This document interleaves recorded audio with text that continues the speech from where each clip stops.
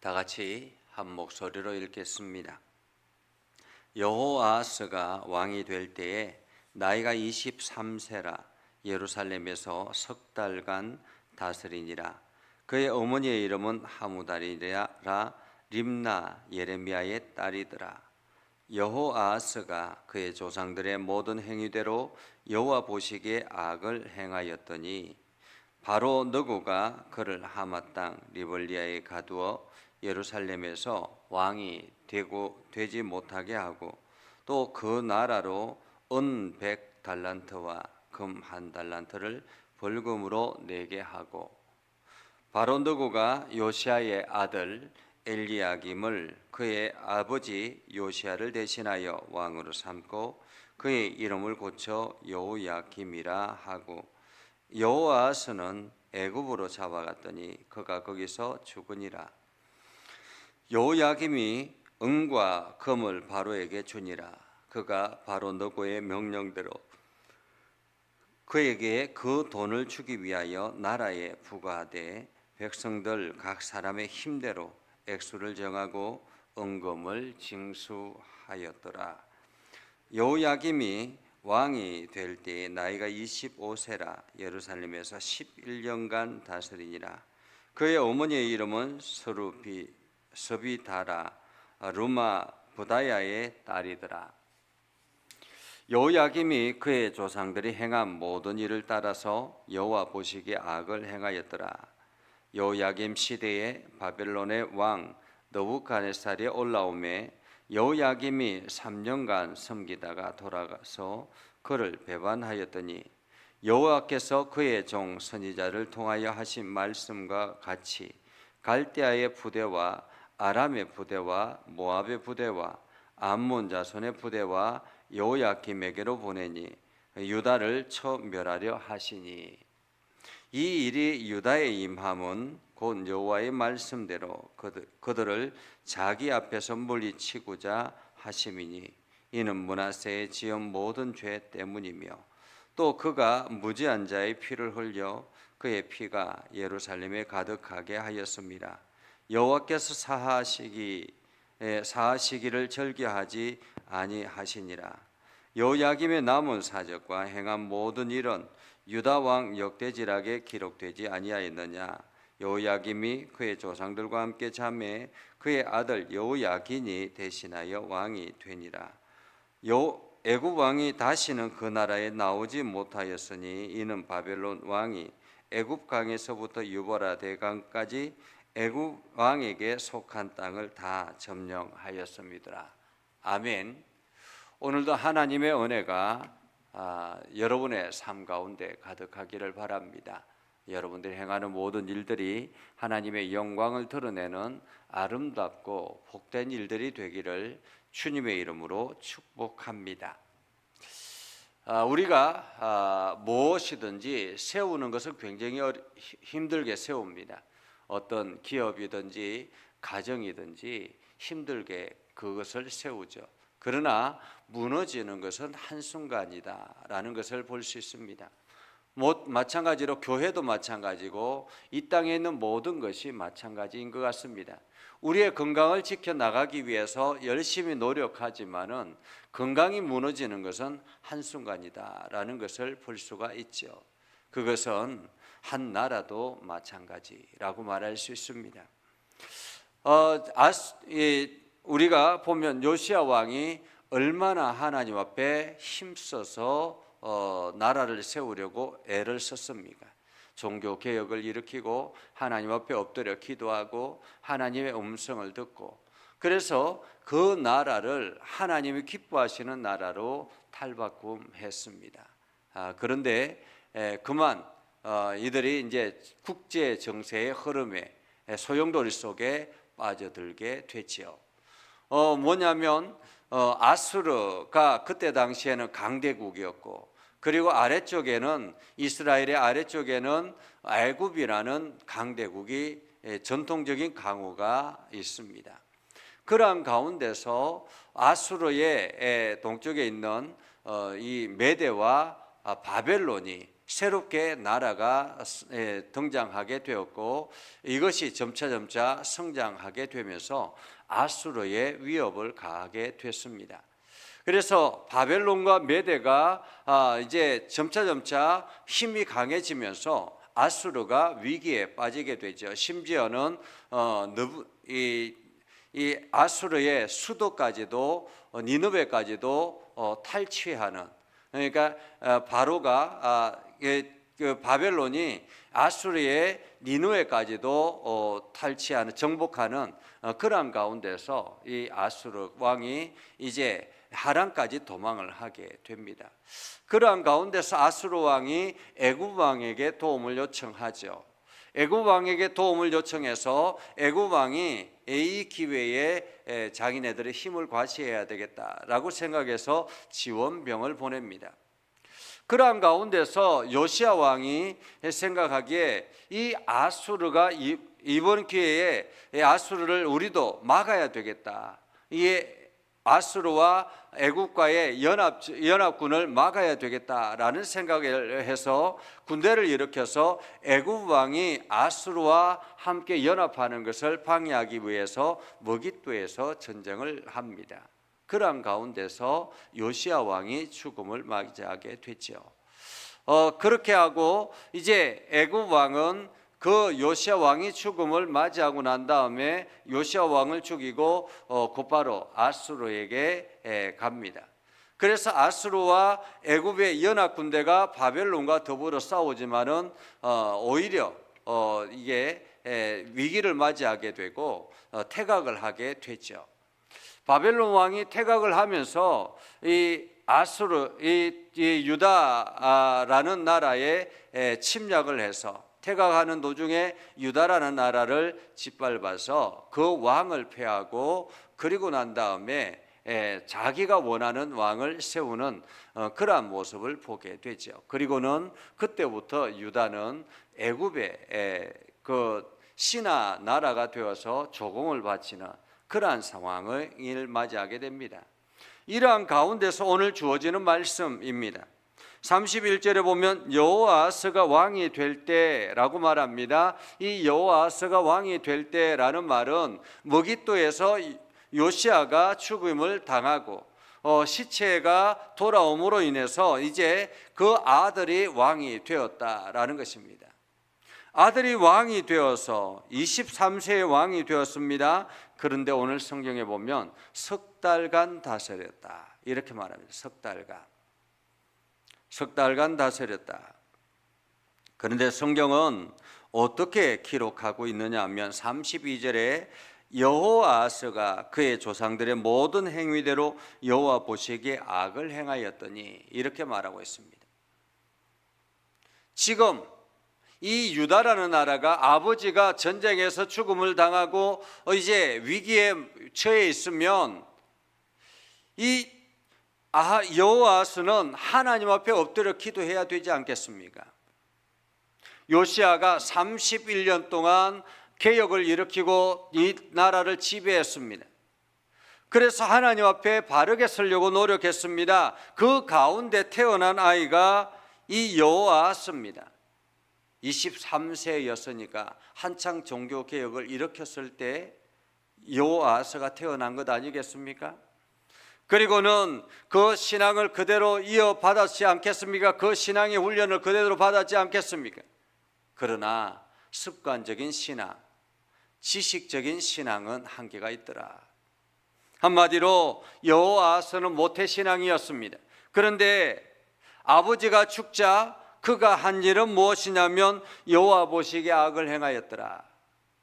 이것은 한마디로 아버지가 종교개혁을 일으켰던 모든 것들, 그 모든 우상들을 다 싸잡아서 다시 드렸다라는 말입니다.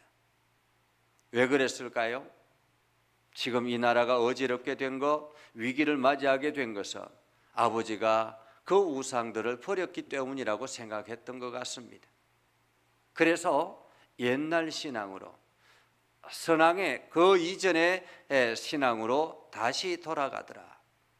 아마도 이 석 달 동안 왕이 되면서 그 백성들이, 그동안에 그 눌려있던 그 백성들이 아버지의 그 요시야 왕의 그 행했던 그 정책에 반감을 가지고 끊임없이 우상을 섬기려고 했던 그러한 백성들, 그들의 요구사항이 얼마나 강렬하게 일어났겠습니까?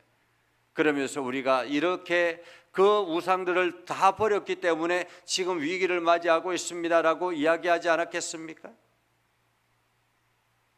신앙이 바르게 서지 않으면 주변 사람들의 귀에 자꾸만 흔들리게 됩니다. 그리고 신앙이 바로 서지 않으면 앞으로 나아가는 가야 될 길이 보여지지 않게 되는 것입니다. 결국에는 여호와스가 우상들을 들여서 섬김으로 인해서 하나님의 진노를 받게 됩니다. 그리고는 3개월 만에 그만 패위를 당하게 되죠. 어떻게 패위를 당합니까? 애굽 왕이 아수르와의 전쟁에서 이 전쟁을 마치고 돌아오는 귀국길에 이 유다 땅에 들러서 그 왕을 포로로 잡아서 갔다라는 것입니다. 포로로 잡아서 갔습니다. 그리고는 그 왕을 잡아가면서 돈을 요구하죠. 배상금을 요구합니다. 오늘 보니까 은 100달란트와 금 1달란트를 배상금으로 요구합니다. 배상금으로 왕을 잡아갔으니까 배상금을 요구하니까 사람들은 어떻게 해야 돼요? 그 다음에 대를 이어서 왕이 되는 사람은 그 배상금을 주는 거죠.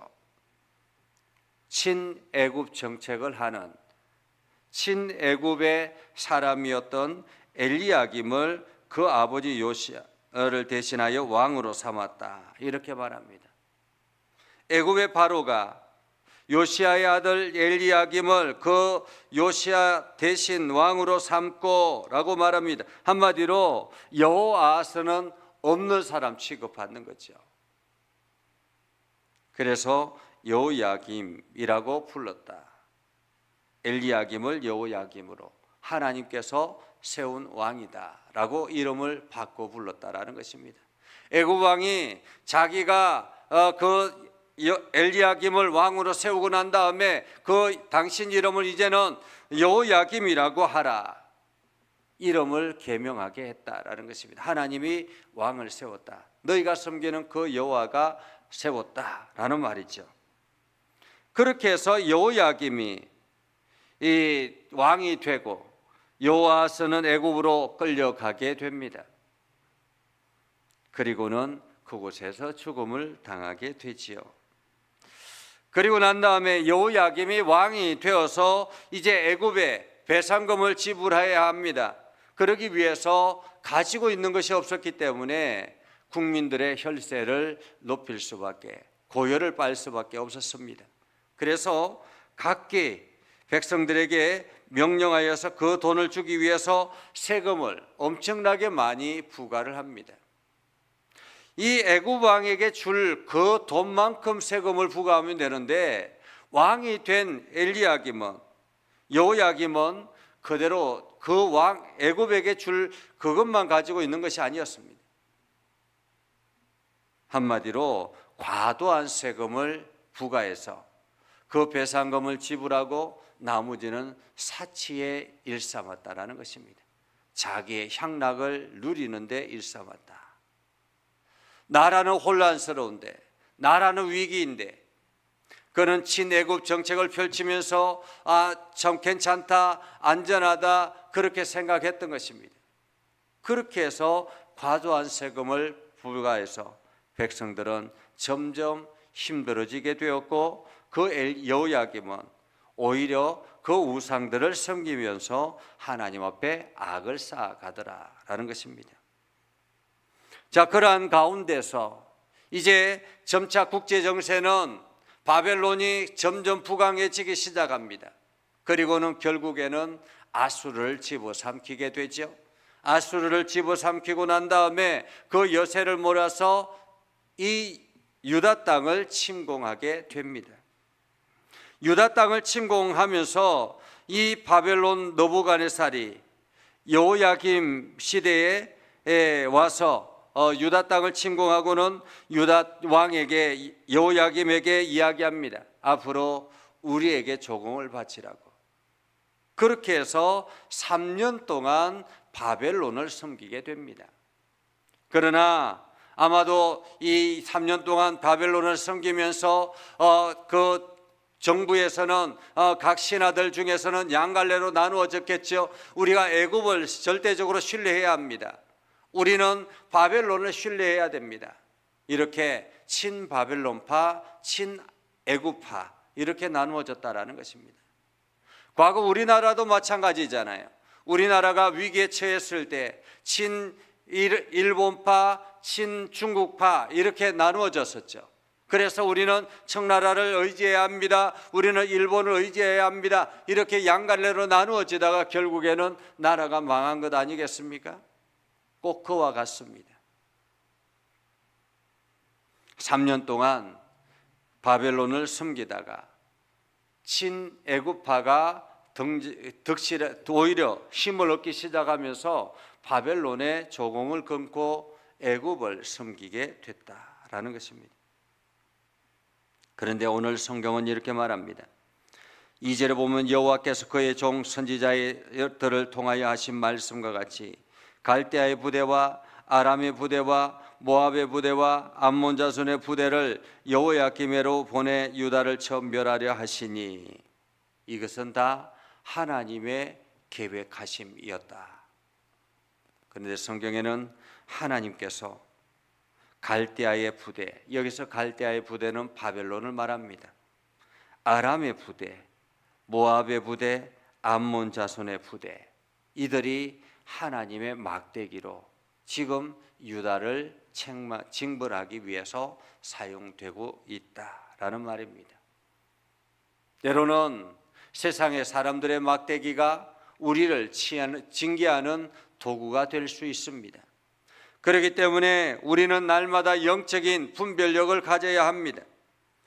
오늘 3절에 보면 이 일이 유다의 임함은 곧 여호와의 말씀대로 그들을 자기 앞에서 물리치고자 하심이니 이는 므낫세의 지은 죄 때문에, 그 할아버지의 죄 때문에 지금 그 손자가 이렇게 죽음을, 위기를 맞이하게 됐다라는 것입니다. 또 그가 무죄한 자의 피를 흘려 그의 피가 예루살렘에 가득하게 하였습니다. 여호와께서 하시기를 절개하지 아니하시니라. 이때에 끊임없이 예레미야 선지자가 말씀을 선포했던 그러한 때였습니다. 선지자들이 이때에 일어나서 하나님의 말씀을 선포하면서 아직도 우리는 기회가 있습니다. 우리는 하나님께로 돌아가야 됩니다. 끊임없이 외쳤지만은 사람들은 그 소리에 귀를 기울이지 아니하고 우리는 애굽을 의지해야 합니다. 우리는 바벨론을 의지해야 됩니다. 이렇게 싸우고 있더라라는 것입니다. 결국에는 여호야김이 그의 조상들과 함께 잠에 그의 아들 여호야긴이 대신하여 왕이 되니라. 그리고 난 다음에 애굽 왕이 다시는 유다를 침범하지 못하게 되었는데, 그것은 뭐냐면 바벨론이 애굽의 그 많은 도시들을 다 빼앗아갔기 때문에 지금 바벨론이 전 세대를 지배하고 있는 그러한 세대였기 때문에 그렇다라는 것입니다. 오늘 우리는 하나님의 말씀을 보면서 무너지는 것은 한순간이다라는 것을 다시 한 번 더 생각합니다. 우리가 열심히 쌓고 열심히 쌓았지만은 우리 다음 세대에 한순간에 무너질 수도 있습니다. 우리 그 다음 세대에 한순간에 무너질 수도 있습니다. 내가 아무리 열심히 쌓았다 할지라도 그 다음을 준비하지 아니하면 한순간에 무너질 수밖에 없습니다. 그래서 우리 자녀들의 신앙이 중요한 것입니다. 우리 다음 세대들이 하나님을 믿고 하나님을 의지하고 하나님의 말씀대로 살아가기 위해서는 부모 세대가 바르게 서는 것이 중요합니다. 하나님의 은혜를 더 깊이 경험하고 부모 세대가 더 열심히 하나님 앞에 엎드려 기도하는 그러한 세대가 되어서 우리 다음 세대들도 하나님의 은혜로 살아가는 그러한 복된 날 되기를 주님의 이름으로 축복합니다. 기도하겠습니다. 거룩하신 아버지 하나님, 오늘도 우리 가운데 함께 하시고 하나님의 은혜를 부어주셔서 우리가 믿음 안에 굳건하게 서게 하시고 하나님의 영광을 나타내게 해주심을 감사합니다. 아버지 하나님, 오늘도 우리의 신앙을 굳건하게 서게 하시고 하나님의 말씀 앞에 겸손하게 서게 하시고 하나님의 영광을 나타내는 복된 삶을 살게 하여 주옵소서. 연약한 저희를 부르셔서 하나님의 일꾼 삼아 주셨사오니 아버지 오늘도 주님의 말씀 의지하게 하시고 하나님이 주시는 지혜로 세상을 분별하며 살아가게 하셔서 오늘도 하나님의 진노하심에서 벗어나는 우리의 삶이 되게 하옵소서. 아버지 하나님, 우리의 자녀들 세대들을 하나님 기억하여 주시고 우리 자녀들이 하나님을 의지하며 하나님의 말씀 앞에 겸손하게 서게 하시며 우리 자녀들이 하나님을 두려워하며 나아가는 복된 심령들 되게 하여 주옵소서. 예수님의 이름으로 기도드리옵나이다. 아멘. 축복합니다. 이제는 우리 구주 예수 그리스도의 은혜와 하나님 아버지 극진하신 사랑과 성령님의 감화 감동 역사 위로 교통하시며 은혜가 주의 말씀 안에 있는 믿음의 백성들 위해 하는 모든 일들 위해 영원토록 함께 하옵시기를 간절히 축원하옵나이다. 아멘.